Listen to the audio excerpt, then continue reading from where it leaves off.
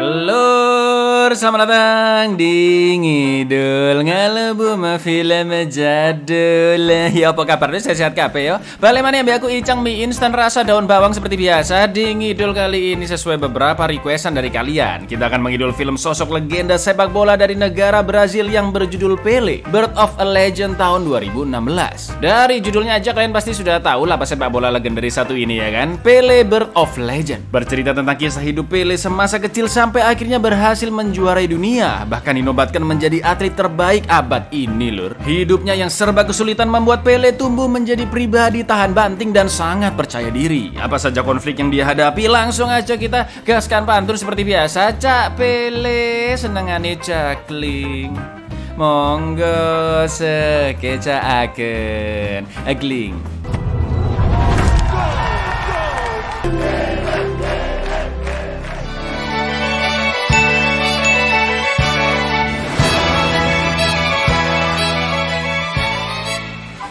Pada tahun 1958, turnamen Piala Dunia ke-8 diselenggarakan di Swedia. Event olahraga 4 tahunan itu seperti biasa diikuti oleh banyak negara di dunia termasuk Brazil. Tapi sayangnya semangat masyarakat Brazil maupun para pemain seakan-akan telah pupus karena telah mengalami kekalahan besar di 2 Piala Dunia sebelumnya, yaitu di tahun 1954 dan 1950. Di Piala Dunia kali ini Brazil akan melawan Uni Soviet, tapi komentator menilai bahwa Brazil semakin putus asa karena berani-beraninya menurunkan pemain termuda di turnamen tersebut yang masih berumur 17 tahun, di mana masyarakat seluruh dunia masih belum mengenali kemampuan penyerang satu ini yang bernama Edson Nascimento atau biasa kita kenal dengan panggilan Pelé.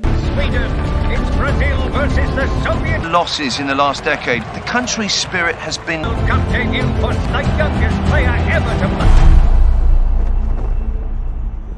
Film pun flashback 8 tahun yang lalu pada tahun 1950. Edson kecil yang saat itu dipanggil Diko masih berumur 10 tahun dan tinggal di kota Madia Bauru, negara Brazil, bersama dengan ayahnya Dondinho, mantan pemain sepak bola yang sekarang bekerja menjadi cleaning service rumah sakit, ibunya Celeste yang seorang asisten rumah tangga atau ART, beserta kedua adiknya Zoka dan juga Maria. Meskipun Diko hidup serba berkekurangan, tapi itu tidak membuatnya rendah diri. Diko menjalani hari-harinya sebagai anak SD dan penyemir sepatu untuk uang tambahan, sambil berlatih sepak bola bersama ayahnya dan juga sohib-sohibnya yaitu Thiago, Yuri beserta Fofinho, menggunakan kain-kain yang dibuntel-buntel sampai jadi bola lur. Hari itu tanggal 17 Juli 1950 adalah final Piala Dunia ke-6, yaitu pertandingan antara Brazil dan Uruguay. Pastinya masyarakat Brazil sangat menginginkan negaranya meraih kemenangan, dan saking antusiasnya meskipun diomelin emaknya karena main bola sampai kotor-kotoran, Diko dan teman-temannya diam-diam naik ke atas atap untuk mendengarkan siaran radio pertandingan tersebut. Maklum lur, tahun segitu dengerin radio bareng-bareng di pos ronda adalah hal biasa ya kan. Skor pun imbang 1-1, tapi sayangnya di menit-menit akhir Brazil kebobolan dan skor berakhir 2-1 untuk kemenangan Uruguay. Go against Brazil 2-1. Untuk beberapa orang mungkin ini hanyalah pertandingan bola biasa, akan tetapi Piala Dunia adalah event olahraga di mana para pemain bertanding membawa nama baik dan martabat negara yang diwakilinya. Sudah jelas kekalahan barusan membuat banyak masyarakat Brazil kecewa, tapi dengan yakinnya Diko berjanji pada ayahnya jika suatu saat nanti dia akan memenangkan Piala Dunia untuk Brazil. Mendengar hal tersebut, Dondinho hanya berpesan pada anaknya untuk menjauhi sepak bola dan fokus bersekolah. I win a World Cup for Brazil. Bye. You listen to your mother. You focus on avoid the football like this. Di waktu senggangnya, Diko kadang-kadang pergi membantu ibunya Celeste bekerja sebagai ART di rumah seorang anak konglomerat yang juga kapten tim sepak bola The Kings, yaitu Jose. Sambil ngepel-ngepel, Celeste pun menceritakan pada Diko bagaimana dia bisa bertemu Dondinho yang waktu itu masih menjadi pesepak bola. Tapi sayangnya dulu suaminya pernah mengalami cedera parah di lututnya, sampai akhirnya Dondinho pun diberhentikan tanpa uang pesangon sepeser pun, dan itu membuatnya sangat kecewa. Maka dari itu Dondinho dan Celeste nggak setuju anaknya Diko menggeluti olahraga sepak bola. Setelah itu Celeste dipanggil majikannya dan Diko pun melanjutkan ngepel-ngepel di sana. Tak lama kemudian Jose dan teman-temannya datang mengotori lantai dengan sepatu penuh tanahnya. Mereka membahas turnamen persahabatan antar klub pemuda di Bauru, dan dengan sombongnya Jose menganggap itu adalah pertandingan yang remeh. Namun dia tetap akan mengikutinya karena seorang mantan pesepak bola terkenal bernama Waldemar De Brito akan datang di final nanti untuk mencari bibit-bibit pemain baru di klub sepak bola ternama, yaitu Santos. Biasa lalur bocil-bocil kayak gitu pasti bakal berebutan bilang, lihat aja nanti aku bakal jadi sehebat Pak Ijo, aku dong jadi back terbaik kayak Pak Imin. Sampai akhirnya Diko ikut-ikutan nimbrung pengen jadi pemain seperti Bile, tapi salah nyebut jadi Pele. Bile, Basu. His name's Bile. Yeah, it says he is looking for players for the Santos Football Club. Stop this shot. Sejak saat itulah Jose dan teman-temannya mulai membuli Diko dengan panggilan Pele hanya karena berawal dari salah sebut nama. Dengan beraninya Diko pun ingin mencoba skill bolanya bersama teman-temannya di turnamen klub pemuda Bauru. Awalnya teman-temannya nggak yakin karena tim lain kelihatan jago-jago banget, termasuk tim Jose yaitu The Kings. Apalagi hanya tim Diko lah yang memakai kaos dan nyeker nggak pakai sepatu. Yuri pun akhirnya menjahitkan seragam ala kadarnya yang sayangnya Fofinho nggak bisa pakai karena kekecilan. Tapi skill mereka yang nggak kaleng-kaleng membuat tim Diko berhasil lolos sampai babak final. Let's go on field number 2.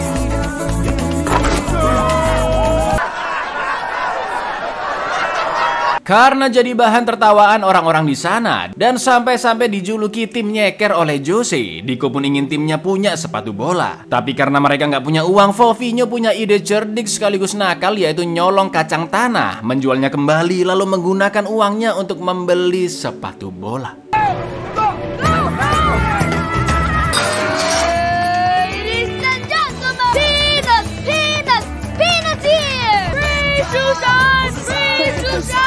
Ketika lagi jualan, Jose and the Gang datang dan membuli Diko beserta teman-temannya. Yuri dibilang kayak cewek lah gara-gara bisa jahit seragam tim. Tiago dikatain mata 4 karena kacamatanya. Sampai akhirnya Diko yang emosi karena dipanggil Pele terus-menerus akhirnya memukul Jose dan tawuran pun tidak terhindarkan. Gini dong, kalau dibully tuh ngelawan lur.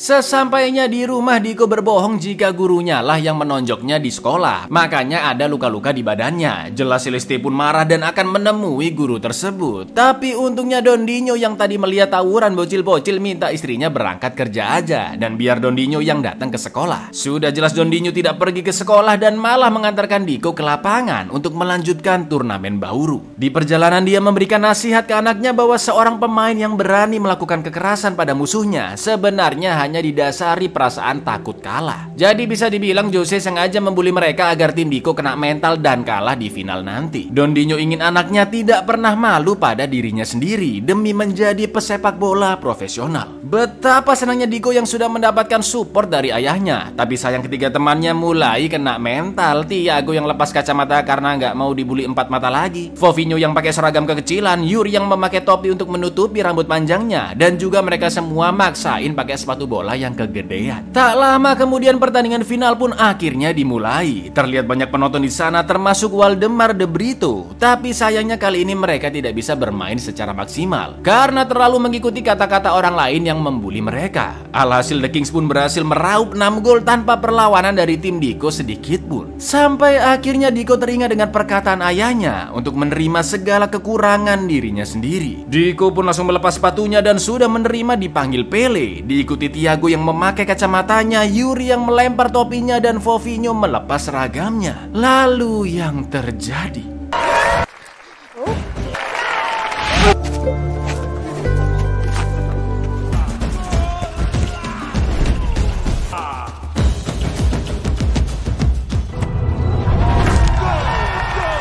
Semua penonton terpukau dengan gaya permainan mereka yang sangat bebas dan skill jugglingnya yang begitu indah. Diko menggiringi bola dengan sundulan yang begitu presisi hingga akhirnya tim Diko bisa mengejar hingga 5 skor. Tapi sayangnya waktu sudah habis dan pertandingan pun dimenangkan oleh The Kings dengan skor akhir yaitu 6-5.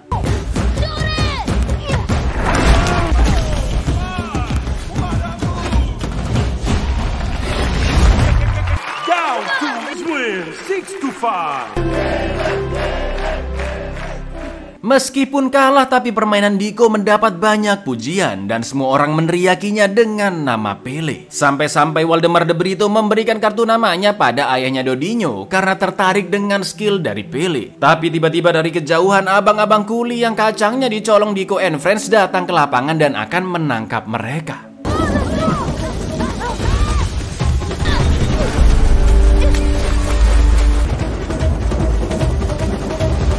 Alhamdulillahnya Diko dan Thiago berhasil sembunyi di gua kecil, sedangkan Yuri dan Fofinho masih dikejar. Tapi naasnya, hujan yang begitu deras membuat dinding gua runtuh tiba-tiba. Tanah pun longsor dan akhirnya mengubur Thiago hingga meninggal dunia.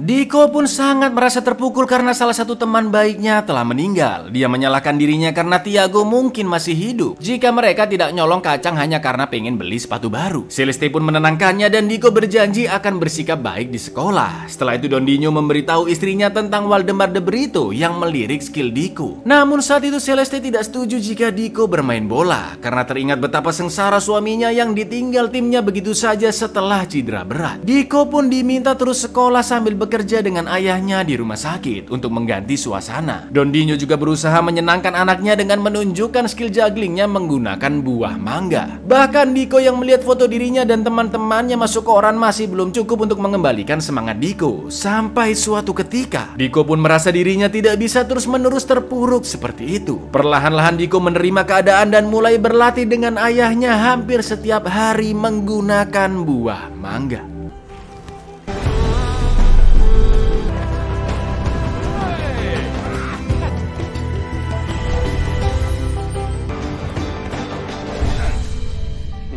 Singkat cerita, sekarang Diko sudah berumur 15 tahun. Ibunya yang sering melihat Diko dan Dondinho latihan akhirnya memutuskan untuk menghubungi Waldemar De Brito dari kartu namanya yang masih dia simpan 5 tahun yang lalu. Betapa terkejutnya Diko melihat beliau datang ke rumah untuk mengundang Diko mengikuti ujian masuk tim sepak bola Santos. Wah, nggak pakai mikir, Diko pun langsung memeluk ibunya dan menerima tawaran tersebut. The Santos Football Club. Thank you. Meskipun serba kesulitan, tapi Dondinho dan Celeste sangat berusaha demi cita-cita anaknya. Sampai-sampai mereka minta gaji duluan di pekerjaan masing-masing untuk membeli keperluan anaknya pergi ke Santos. Sebagai ibu, Celeste juga lumayan khawatir dengan anaknya yang masih berumur 15 tahun dan belum pernah pergi jauh dari rumah. Setelah berpamitan dengan adik-adiknya dan juga kedua orang tuanya, Diko pun akhirnya pergi bersama Waldemar De Brito ke kota Santos. Go, my filho. You go make us proud.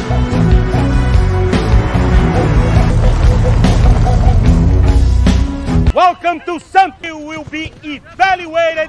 Sayangnya skill juggling Diko dianggap kuno oleh pelatihnya. Kehidupannya di Santos pun tidak begitu mulus. Bahkan sudah berminggu-minggu Diko belum mencetak 1 gol pun di sana karena termakan omongan pelatih. Untungnya Diko masih diberi kesempatan masuk tim muda sebagai kasta terendah di sana. Jadi urutan kastanya lur, tim profesional, tim junior, yang terakhir baru tim muda gitu. Diko pun terus berlatih dengan teknik yang diajari pelatihnya setiap malam sendirian. Tapi tetap aja Diko masih kesulitan mencetak gol dengan teknik tersebut. Bahkan saat penalti sekalipun. Sementara itu, Waldemar sering melihat Diko yang dengan gigihnya sering berlatih di malam hari. Sampai suatu hari Diko yang putus asa pun pergi ke stasiun untuk pulang. Tapi sedang menunggu kereta, tiba-tiba Waldemar datang dan bertanya kenapa Diko menyerah. Diko pun menjawab jika dia merasa tidak sejago pemain lainnya, juga pelatih yang menganggap gaya bermain Diko terlalu kuno dan berbeda. Mendengar penjelasannya barusan, Waldemar pun memberitahu kenapa pelatih membenci teknik Diko dan mulai menceritakan sejarah dari teknik tersebut. Usut punya usut, di abad ke-16 ketika bangsa Portugis datang ke Brazil bersama budak Afrika, banyak orang-orang Afrika yang kabur dan membuat pengungsian di hutan. Untuk mempertahankan diri, mereka membuat seni bela diri yang dinamakan jingga, akar dari bela diri modern capoeira. Sampai akhirnya perbudakan dihapuskan dan teknik jingga dilarang pemerintah karena dianggap berbahaya. Dan saat ini orang-orang Brazil melihat olahraga sepak bola sebagai cara yang legal untuk berlatih jingga tanpa ditangkap. Cup. Tapi sayangnya banyak orang yang menganggap gaya Jingga atau Jingga Style adalah penyebab kekalahan Brazil di Piala Dunia 1950. Maka dari itu, pelatih berusaha menghapuskan Jingga dari Diko agar kekalahan tersebut tidak terulang kembali. Namun berbeda dengan pelatih, Waldemar ingin Diko membuktikan jati dirinya yang sebenarnya, yaitu membuktikan skill Jingganya dalam pertandingan. Setelah Waldemar pergi, kereta pun sampai di stasiun. Tapi Diko yang sudah mendengar nasihat dari Waldemar akhirnya mengurungkan niatnya untuk pulang dan kembali berlatih di Santos.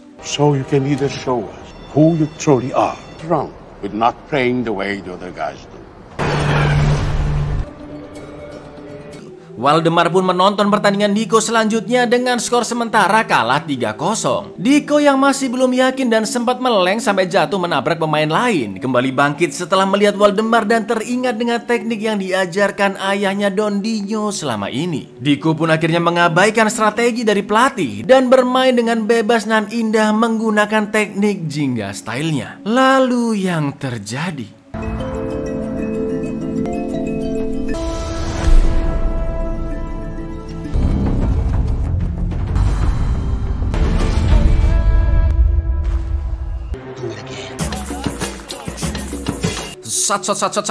Ketika semua orang di stadion terpukau dengan teknik Diko dan di luar ekspektasi, Pak pelatih juga ingin Diko meneruskan permainan seperti tadi. Di pertandingan tersebut, Diko berhasil mencetak 4 gol dan singkat cerita dengan teknik Jingganya, Diko terus melesat jauh sampai diterima di jajaran pemain profesional, juga menjadi pencetak skor terbanyak di Santos. Karirnya yang begitu pesat sampai membuat Diko bisa membelikan oven untuk ibunya, radio untuk ayahnya, dan dia pulang sejenak ke rumahnya. Di mana hari itu juga bertepatan dengan pengumuman pemain yang terpilih mewakili timnas Brazil ke Piala Dunia 1958 yang akan diselenggarakan di Swedia. Dan alhamdulillahnya meskipun baru 16 tahun, Diko pun akhirnya berhasil terpilih. Jelas Diko hanya duduk terdiam tidak percaya apa yang didengarnya. Sebelum kembali ke Santos, Diko menyempatkan bertemu dengan teman masa kecilnya Yuri yang ternyata sempat merampok toko bersama Fofinho. Fofinho dipenjara 1 tahun sedangkan Yuri masih bisa lolos. Yuri pun sangat bangga dengan perjuangan Diko dan dia akan selalu mendukungnya.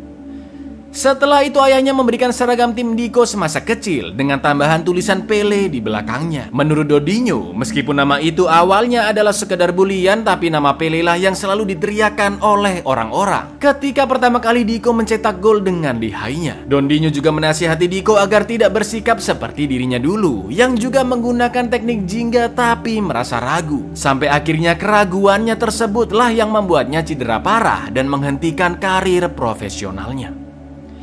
Sesampainya di konferensi pers, banyak pemain Brazil yang sok jago dan mental pembuli, termasuk Jose dari The Kings yang ternyata juga masuk timnas Brazil dengan panggilan Mazzola, seperti pemain Italia favoritnya Jose dari kecil. Ketika sesi tanya jawab dimulai, salah satu wartawan bertanya apakah skill Jingga milik tim Brazil bisa mengalahkan negara-negara Eropa. Baru aja Diko mau jawab dengan percaya dirinya, langsung dipotong oleh pelatih timnas yaitu Viola yang memiliki pemikiran sama seperti pelatih Diko sebelumnya, bahwa Viola melarang pemainnya memakai teknik Jingga karena bisa mengulang kekalahan Brazil seperti di Piala Dunia 1950. What's so bad about Jingga? No one here wants to relive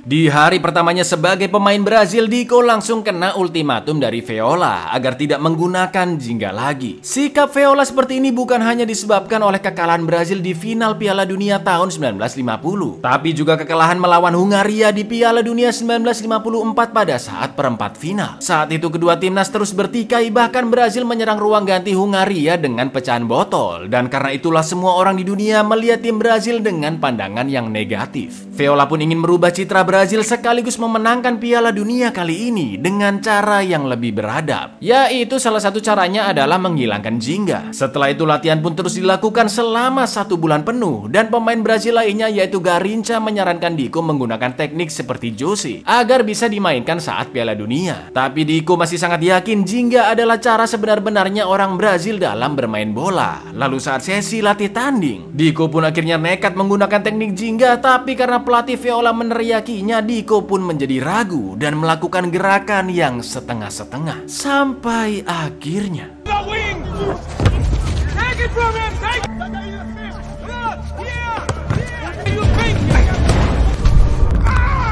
Sendi lutut Diko yang patah pun diperban dan dia harus berjalan memakai tongkat. Kedua orang tuanya menangis mendengar kabar tersebut dari Diko, tapi mereka masih terus mendukungnya dan mengingatkan Diko untuk pantang menyerah. Lalu berita di radio pun muncul tentang timnas Brazil yang diremehkan berkali-kali dan juga Diko yang cedera karena menggunakan teknik jalanan. Tapi mau nggak mau, meskipun emosi, Viola tetap memasukkan Diko di jajaran pemain Brazil meskipun hanya sebagai cadangan karena waktu sudah mepet untuk mencari penggantinya. Earlier this week we heard about placing that same untrained street. Sesampainya di Swedia, berita-berita terus menayangkan liputan yang cenderung memojokkan tim Brazil dan selalu menjadi bahan tertawaan para wartawan. Sementara itu Diko terus diobati oleh dokter dan sesekali masih mengikuti latihan, tapi kakinya masih bengkak dan mudah cedera. Di lain sisi, Brazil masih terus melanjutkan pertandingan Piala Dunianya dan berhasil menang melawan Austria dengan skor 3-0. Namun di pertandingan melawan Inggris kedudukan seri 0-0 dan sayangnya 3 pemain Brazil termasuk Jose sebagai striker terkena cedera sampai tidak bisa bermain untuk sementara waktu. Untungnya saat itu Diko yang lututnya sudah pulih dipaksa menggantikan posisi Jose di pertandingan selanjutnya melawan Uni Soviet. Jelas karena itu pertandingan Piala Dunia pertamanya. Sebagai pemain termuda, Diko jiper nggak karuan sampai muntah-muntah dan lupa ngiket tali sepatunya dong. Disinilah scene awal film yang kalian lihat lur, dimana Diko sempat-sempatnya bengong saat masuk lapangan. Sementara itu di kampungnya, banyak orang termasuk ayah Diko yang sangat antusias menonton pertandingan pertamanya sebagai striker. You gotta stand up straight. Up straight.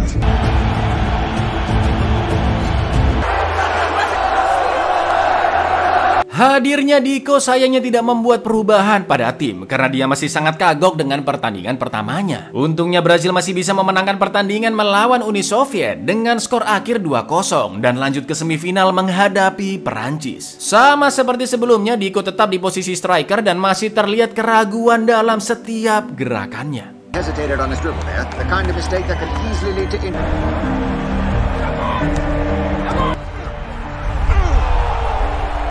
Di babak pertama skor sementara 2-1 untuk kemenangan Brazil, tapi moralitas pemain mulai kendor melihat serangan-serangan dari Prancis. Bahkan karena merasa dirinya tidak sehebat Jose, Diko pun memintanya untuk cepat pulih dan kembali bertanding menggantikannya. Ternyata kaki Jose tidak cedera sedikit pun, namun dia kena mental karena selama ini dia terlalu ingin menjadi seperti orang Eropa ketika bertanding. Sampai akhirnya Jose pun sadar jika gaya permainan Brazil yang sebenarnya adalah jingga. Jadi bisa dibilang permainan Brazil akan sama aja dengan negara lain tanpa teknik tersebut. Padahal jingga sangat ampuh untuk digunakan. Jose pun teringat dengan pertandingan mereka berdua saat masih bocil di Bauru, di mana Diko menunjukkan skill jingganya yang sangat indah dan efektif. Lalu babak kedua pun akhirnya dimulai dan Diko yang teringat dengan perkataan Jose akhirnya menggunakan teknik jingganya sampai akhirnya.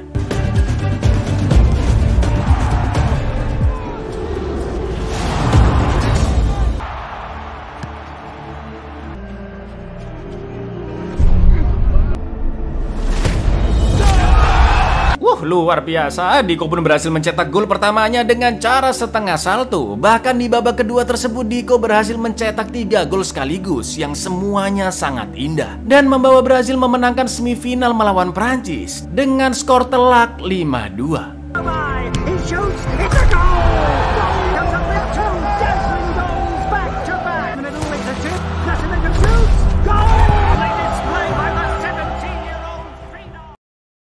Di final nanti Brazil akan melawan sang tuan rumah Swedia dan menurut para pengamat sudah jelas Brazil kalah di banyak aspek. Pengalaman, teknik, strategi, kekuatan, dan cara bermain kotor sekalipun. Bahkan musuh Swedia sebelumnya sampai cedera berat karena berhadapan dengan lini tengah andalannya yaitu Parling. Dan Parling akan ditugaskan menjaga Diko saat final nanti. Mampus. Sementara itu, Viola mulai kewalahan dalam mengatur strategi untuk melawan Swedia. Dan saat konferensi pers lagi-lagi Brazil dihina-hina oleh pelatih Swedia. We will come out strong, scoring just like they did in 1950. Have any plan to contain them? Well, they can't. Sekarang para pemain Brazil memanggil Deco dengan nama Pele karena Jose sudah memberitahu teman-teman lainnya. Deco yang cukup minder melawan kehebatan Swedia pun menelpon ayahnya, dan Dondinho ingin Deco percaya diri seperti sebelumnya, juga memintanya meningkatkan moral teman-teman satu timnya. Karena teman-temannya terlihat sangat lesu, lunglai dan letih, Deco pun berinisiatif mengajak mereka main oper-operan bola di dalam hotel. Sampai akhirnya Deco sempat bertemu dengan seorang bapak-bapak yang wajahnya sangat familiar.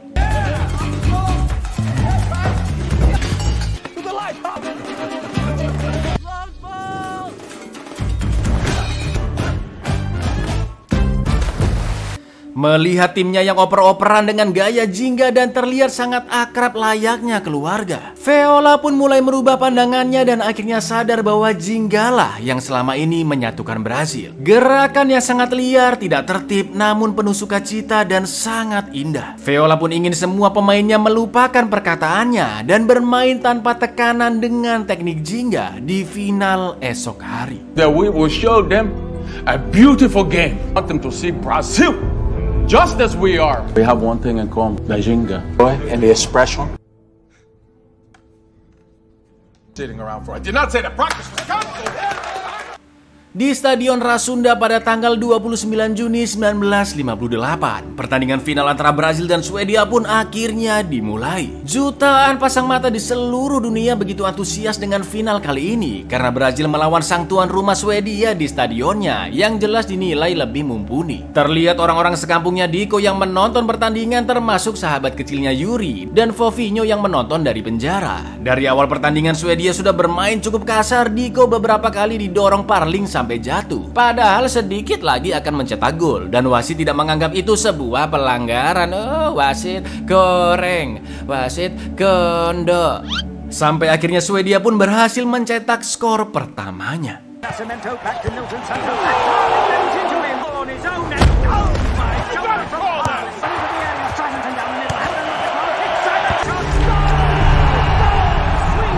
Meskipun kata orang-orang skor pertama adalah skor penentu, tapi Deco sama sekali tidak putus asa dan bermain jauh lebih serius. Dia mulai menggocek tanpa ada keraguan sedikit pun dan membuat tendangan tipu-tipu dengan teknik jingganya, sampai akhirnya Brazil pun mencetak 2 gol.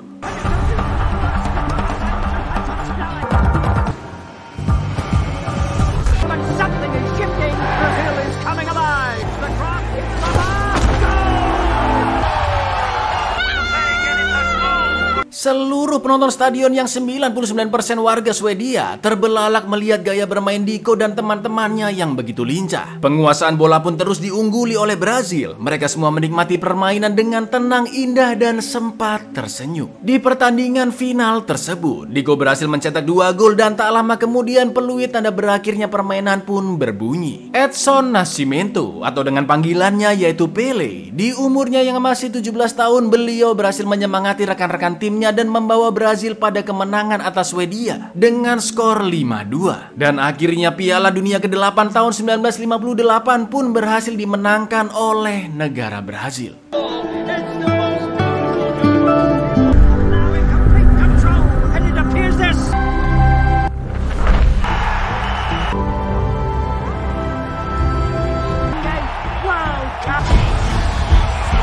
29 Juni 1958, untuk pertama kalinya Brazil menjadi juara Piala Dunia. Pele yang saat itu masih muda seketika pingsan di lapangan setelah peluit akhir berbunyi. Beliau merasa kemenangannya sungguh seperti mimpi. Ibunya pun turut bersukacita, begitu juga dengan ayahnya yang mengingatkan janji Pele ketika kecil untuk memenangkan Piala Dunia. Teknik jingga, meskipun sempat dianggap berbahaya, tapi pada akhirnya teknik itulah yang diakui sebagai ciri khas Brazil sampai sekarang. Bahkan membawa mereka pada kemenangan. The Brazil won our first World Cup, June 29, 1958, and became known as the beautiful game.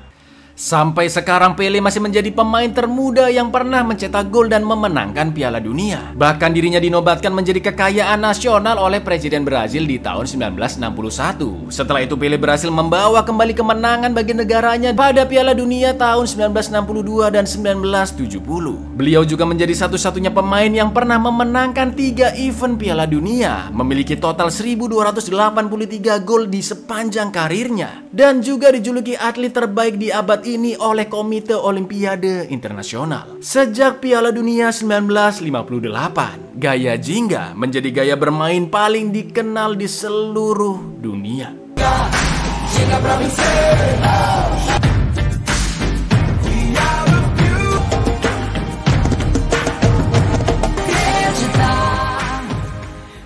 Buyar, Pele sih memang legend lur, tapi dia nggak mungkin bisa belah ombak kan.